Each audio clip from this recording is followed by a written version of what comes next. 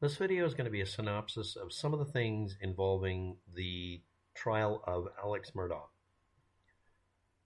Secret Service Digital Forensic Examiner Jonathan VanHouten had to type in Alex Murdaugh's birthday as a passcode for his cell phone that had been logged, not cooperating. That's one not against him, but this is a lawyer. He should know better. Now we're going to look at all the things that does or does not prop up. Alex Murdaugh paid for a AAC 300 Blackout compatible semi-automatic rifle. It's often referred to as an AR-15 style, but that's the news, so it could be anything. He then said that the male victim also told him that that specific rifle, had been stolen months prior. Okay.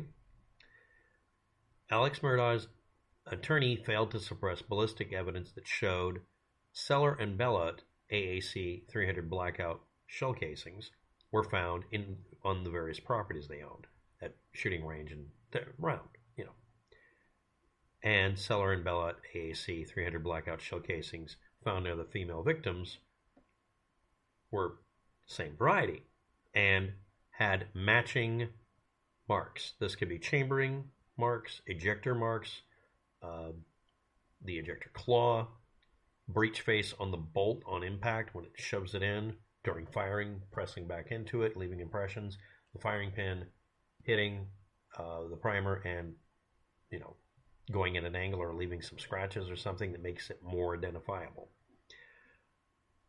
Off on a tangent here, many people who want to make a gun work really, really well or make it really hard to trace will make it to where there's literally nothing left on the shell casing when they chamber it and eject it. Whether it's a non-fired or fired round, there's nothing left on it except the prerequisite that the primer be hit. If you use a hemispherical, perfectly shaped and sized firing pin to hit it that matches as many rifles as possible, or handguns, you will end up with virtually nothing to trace, except the fact that it's smooth and looks like it's pristine. Also, people who reload ammunition will sometimes lap everything in their gun to make it to where they can reuse their cartridges and reload because they're penny pinchers. And I approve of that. Also, people who want to hit a target at extreme range, accurizing it, not to hide that they fired it. And also probably because they want to reload, because they want to make custom, incredibly consistent loads. Will also do the same thing. There's a million reasons a person would do that. But a person who either doesn't give a damn, isn't going to reload, isn't really trying to get it aimed right, or doesn't care about the gun, is going to leave a lot more evidence. And ballistics relies on that. That and you using commodity ammunition that gets really consistent results of what it looks like when you get it, and that it picks up marks. You might know that cartridges, if you're not aware of it, are pressed into shape and are work hardened to where that the base ends up being hardened, and it can make them inconsistent. There's sometimes a relaxed, but or heat treated to where that they're softened just at the case mouth, rarely anywhere else. But if you reload a lot, or if the cartridges come from that company that makes stuff, or maybe they annealed them to get them more consistent, although that may be a bad idea, you get the idea. This goes off on tangents and rabbit holing. You may end up with a cartridge that picks up every little detail in the gun. Or you may end up with a cartridge that's been fired enough and not resized by thermal, annealing, that if it's fired consistently from a gun and reloaded a lot, or it's made by a company that makes hard-cased ammunition, or you just buy steel-cased ammunition, it has a hard time picking up any kind of ballistics. Anyway, some of the marks somewhere matched. And there's an orgy of comparable data left in random places on the property that would be too difficult to locate. Does this show the desire to do this months earlier buying the gun? Well, there was another one like it, but not a match for the ammunition. And the casings were found near the female victim and also on the property and were, quote, a match. And I'm sure in someday we'll see pictures of what matched. And the more stuff that happens to a cartridge, the stronger the correlation. Meanwhile, you can buy a Glock that has a polished lapped barrel you can put in instead that uses polygonal rifling that leaves virtually nothing traceable. And here's the crazy stuff. In California, the police are running into a problem that people will buy not Gucci Glocks, but cheap Glocks and only make everything polished by making sure that the barrel, which is easily changed out, is, you know, literally polished, lapped smooth, high accuracy, and then just take it out because it's not that difficult to take it apart and just toss the barrel in the river because there's no tracing and no bullet checked through barrels when you buy them to replace a replacing barrel, and just put a barrel in that won't match. And then the breech face, if they'll get one, they'll just buy one that's been cleaned and smoothed, or just coat it. The fingernail polish trick. I'm gonna look it up. There's also one where you use car paint that has a silicone covering that's hard enough that it literally can be made baby smooth. I mean, they're getting smarter. You can look this up. I'm not glorifying any of this. I'm saying, well, I'll tell you what I'm thinking in the end. Are these chambering, ejection, and breech face and firing pin marks easily gotten around? Yes. Were they? I don't think so. This is a lawyer. They're supposed to know better, but lawyers are notorious for being basically conditioned to be arrogant and amazingly dumb when they do anything illegal, like what he was being investigated for, tax fraud or whatever the hell it was. He was managing his money badly, let's say. Now there's the missing shotgun. By the way, that rifle's missing because it was supposed to be stolen months earlier, but it was just used in shooting of his family, specifically his son. I assume his wife, excuse me. His son was shot with a shotgun, and it's missing. And normally that wouldn't matter because shotguns are really hard to trace, almost deliberately so. Gee, would it be terrible if he bought ammo that makes it very oddly specific? Matching and tracing shotguns are really difficult. However, unfired Winchester DryLok steel shot, it's called Super Duper DryLok or something like that, was found on the property. Birdshot. It uses steel pellets that are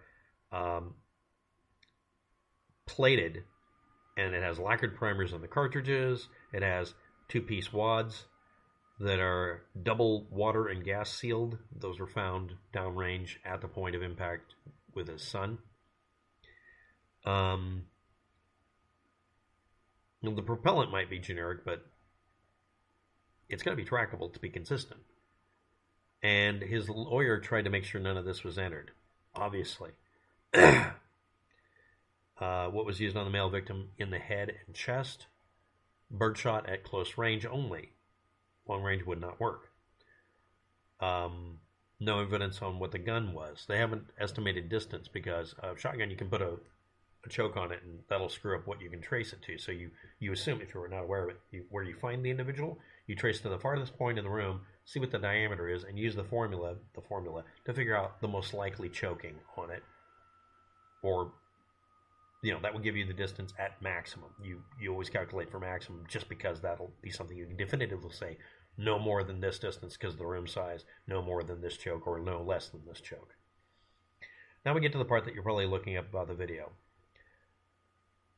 A distorted and stretched audio, might just well be auto-tuned, was played in the courtroom by the defense, which in some courtrooms has earned the moniker enhanced. You're not supposed to use a bit of evidence that has been altered in any way by any pathway or any step of the way. The original audio, you can hear him choke up when he says, "They or I did him so bad." It sounds like I. It does not sound like they. And the normal way people speak, the only one left over besides I is they. Or, names that end in I, okay, he might have said someone's name. He might have said I did it. He might have said they. But saying they, sounding like I because you choke off the first part of the word, I, thy? I'm not sure about that. But I do know that if I was the prosecuting attorney, I'd be like, you can't enter that. That's altered evidence. No, it's slowed down. No, slowing it down means it sounds like not pitch shifted up with a bunch of in it. That that you can hear that in the audio. It's a distortion. Any audio that has added distortion added to it has been thrown out of court as evidence repeatedly. They're apparently still picking jurors, and this is like some part of the trial where they don't have to. I don't understand the proceedings right now. Only thing I know about is I'm not an expert in firearms, but if and this again, this is not glorifying violence or giving people a manual on this, but why would you, if you had a shotgun, which is notorious for being one of the most difficult to trace, god awful firearms on the planet, that can do ridiculous amount of damage, why on earth wouldn't you just stick with using it? Okay, let's do that scenario. First of all, just flat out, steel shot that doesn't distort, that retains all the characteristics from when it was fired, including powder, because the steel outer coating, depending on what it is, will chemically be altered by that flashover and heat propelling it. Also, the wads matching the cartridges. Should have just put a signature on every pellet. The other thing is the pellets don't distort, so you can really match them. Well, they're having trouble getting the quote bullets. Stop saying that, you stupid idiots in the media. But the pellets, they're having a hard time recovering them from the body. No, they found those. Showing them in the area, that's a piddly point. Another thing that the defense attorney is bringing up is, while there's blood stains or probable blood stains on the guy's shirt from backsplash, you can't match it because it doesn't have DNA because the guy washed his shirt. Well, let's blame the investigators for waiting months. He convinced them that he wasn't guilty as much as possible. He cried his eyes out. He's part of a powerful law firm that would sue the snot out of him if they said even for a second he might be guilty. The first thing you do if there's a murder scene in a house is you lock it down, remove everybody, interview everybody separately. Assume everybody's guilty until otherwise proven. That's the way you have to do it. And check every cubic inch of the place for every bit of evidence. And don't let anybody in the building or on the property. It's a sprawling property. Nobody comes on the property. Guard it 24/7 for the next 2 weeks. There's been a murder. So yeah, you can criticize him for that. And even after that, well, months later they found the cartridges. Months later on his own property, he still had the same cartridges at the shooting range where he would never be able to pick them all up. And in his house where shotgun shells, if you have that many firearms, shotgun shells just end up all over the place.